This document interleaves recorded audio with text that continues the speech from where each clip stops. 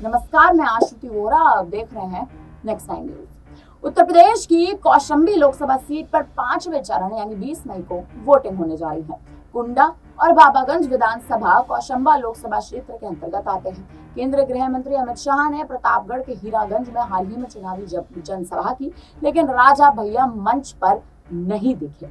जी हाँ, राजा भैया कहीं ना कहीं सुर्खियों का हिस्सा बने हुए हैं। आपको बता दें कि कौशाम्बी और प्रतापगढ़ सीट पर कुंडा के राजा रघुराज प्रताप सिंह को राजा भैया का प्रभाव माना जाता है।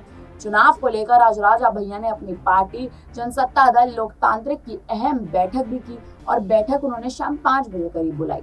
कौशंबा लोकसभा सीट पर बड़ा सियासी उलटफेर, कुंडा विधायक राजा भैया से मिलने पहुंचे। कौशंबा भाजपा प्रत्याशी विनोद कुमार सोनकर व केंद्रीय मंत्री संजीव बलियान बेती राजमहल पहुंचकर राजनीतिक मुलाकात दोनों नेताओं के बीच चली और करीब आधे घंटे तक ये बातचीत हुई। आपको बता दें कि भाजपा को समर्थन देने की बड़ी उम्मीद बढ़ गई थी, लेकिन राजा भैया ने अपने निवास पर यह बैठक के दौरान कहीं से कहीं तक भी भारतीय जनता पार्टी को समर्थन नहीं दिया। नेता और कार्यकर्ता के साथ मीटिंग के बाद समर्थन का बड़ा ऐलान हो सकता था, लेकिन ऐसा नहीं हुआ। कौशाम्बी से सांसद व भाजपा प्रत्याशी हैं। आपको बता दें कि कुछ दिनों पहले राजा भैया और गृह मंत्री अमित शाह से भी उनकी मुलाकात हुई थी और तब से ही भाजपा को समर्थन देने के राजा भैया के कयास लगातार लगाए जा रहे थे और कयासबाजी तेज हो चुकी थी। हालांकि अब हाल ही की खबरों से बीजेपी के खेमे में खासा हलचल देखने को मिल रही है।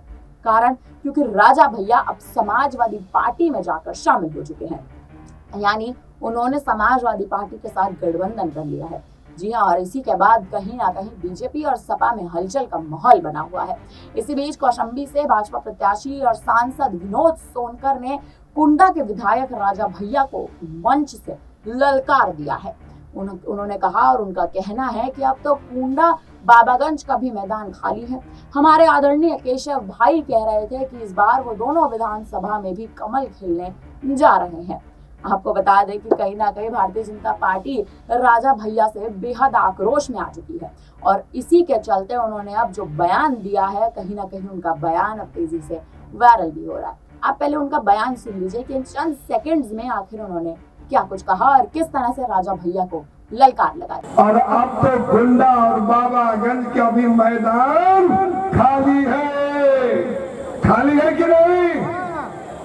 अब वहां भी आदरणीय केशव भाई कह रहे थे इस बार वो दोनों विधानसभा में भी कमल खिलने जा रहा है। तो सुना आपने कि किस तरह से बीजेपी के खेमे में एक आक्रोश का माहौल बना हुआ है और आक्रोश का माहौल बने रहने का सबसे बड़ा कारण ही यही है क्योंकि राजा भैया की हाल ही में अमित शाह के साथ मुलाकात हुई थी, लेकिन मुलाकात के बाद कयासबाजी तेज थी कि राजा भैया बीजेपी के खेमे में जाकर शामिल हो जाएंगे, लेकिन ऐसा नहीं हुआ।